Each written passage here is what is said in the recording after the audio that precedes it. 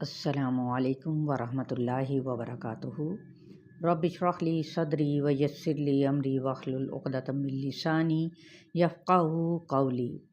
الحمدللہ ہمارا جو قرآن کا ایک سلسلہ چل رہا ہے اور چینل کا نام ہے اللہ کا پیغام، اور 14واں پارہ سورہ النحل آیت نمبر 25 سے ایک ترتیب کے ساتھ چل رہا ہے۔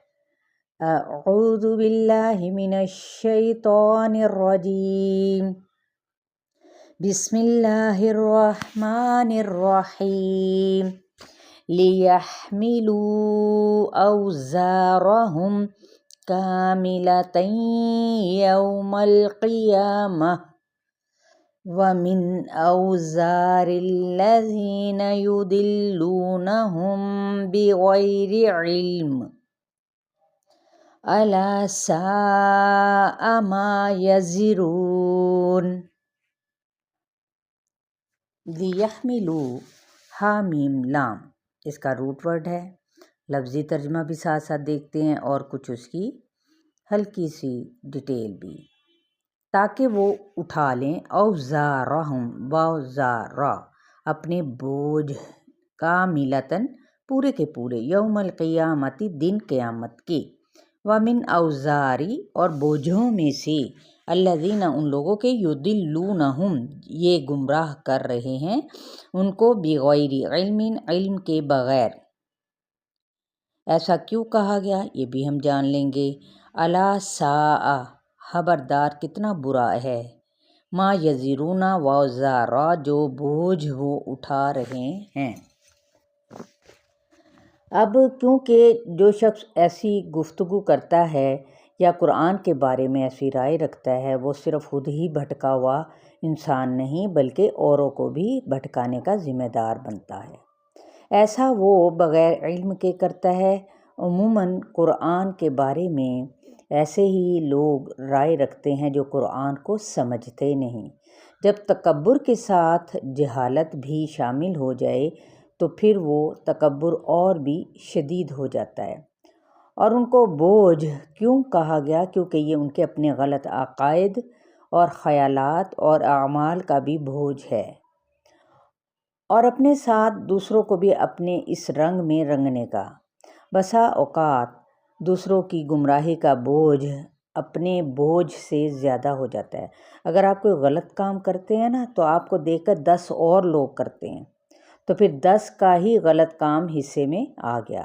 روایات میں آتا ہے کہ آپ صلی اللہ علیہ وآلہ وسلم نے فرمایا، جس نے لوگوں کو ہدایت کی طرف بلایا تو اس شخص کو ان تمام لوگوں کا بھی اجر ملے گا جو اس کی دعوت پر ہدایت کا راستہ اپنائیں گے، اور جس نے گمراہی کی طرف بلایا تو اس کو ان تمام لوگوں کے گناہوں کا بوجھ بھی اٹھانا پڑے گا جو اس کے بلانے پر گمراہ ہوئے۔ ابو داؤد کی روایت ہے۔ اب آپ خود دیکھ لیں کہ ہمیں بھی یہ ہدایت پہ، راستے پہ چلتے ہوئے کیا ہمیں بھی چاہیے کہ دعوت دینا ہے یا پھر نہیں دینا؟ تو جو دعوت دے گا، یعنی اس قرآن کی دعوت دے گا، تو دراصل اس کے اپنے ہی فائدے کے لیے ہے۔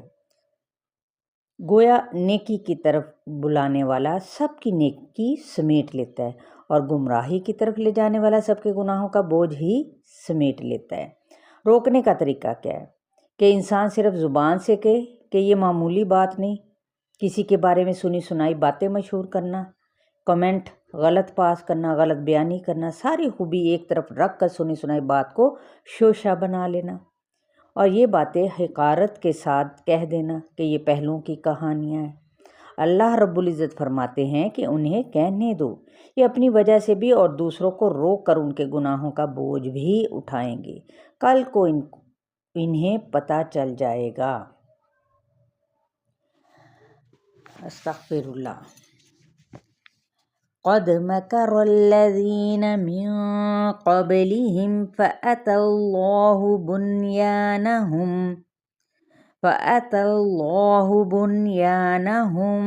من القواعد فخر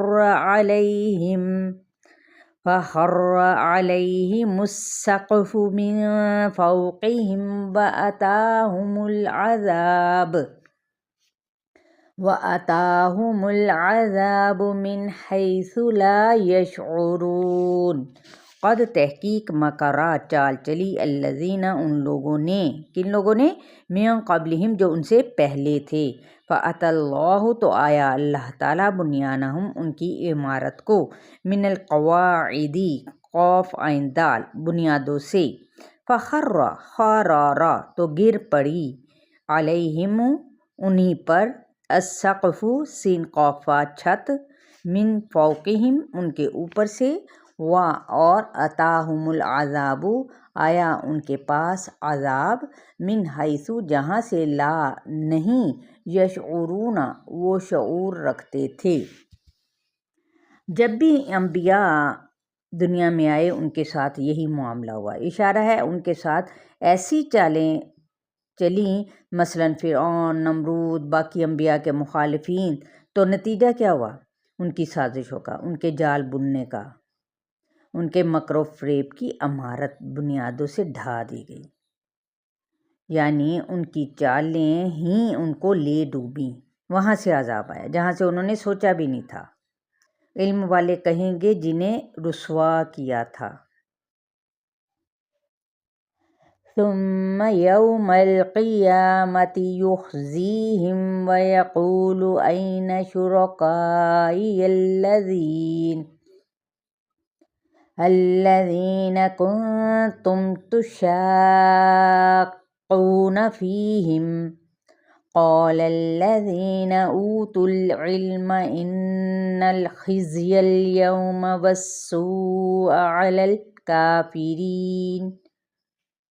ثم پھر، یوم دن، قیامت کے، یخزیہم وہ رسوا کرے گا ان کو، ویقول اور کہے گا، این شرکائی کہاں ہیں میرے شریک، الذین وہ لوگ، کنتم تھے تم، تشاقون شین قوف جھگڑتے، ضد کرتے تھے، بغاوت، ضد، عداوت، قال الذین کہیں گے، فیہم ان میں، قال الذین کہیں گے وہ لوگ، اوتوا العلم جو دیے گئے علم، ان الخزی بے شک رسوائی، الیوم آج کے دن، والسوء اور برائی، علی الکافرین کافروں پر ہے۔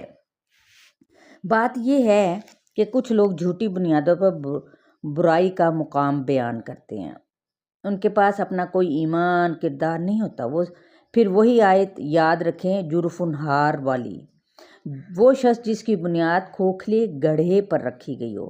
کچھ لوگ ایسے ہیں جو کھوکھلی بنیاد پر عمارت بنانا چاہتے ہیں۔ آپ دیکھیں کہ اگر کوئی شخص کہیں اور سے درخت اکھاڑ کر اپنے صحن میں لگا دے تو وہ نہ تو جڑ پکڑ سکے گا، مثلاً آپ کی ترقی سالوں کی محنت تھی اور دوسرے نے کسی اور کے تجربے پر بنیاد رکھی۔ تو اس کی ایک ڈیٹیل ہے انشاءاللہ تعالیٰ اگلے لیسن کے ساتھ میں آپ کو کہ عمارت کی بنیاد کے بارے میں بھی ذکر کروں گی۔ السلام علیکم ورحمۃ اللہ وبرکاتہ۔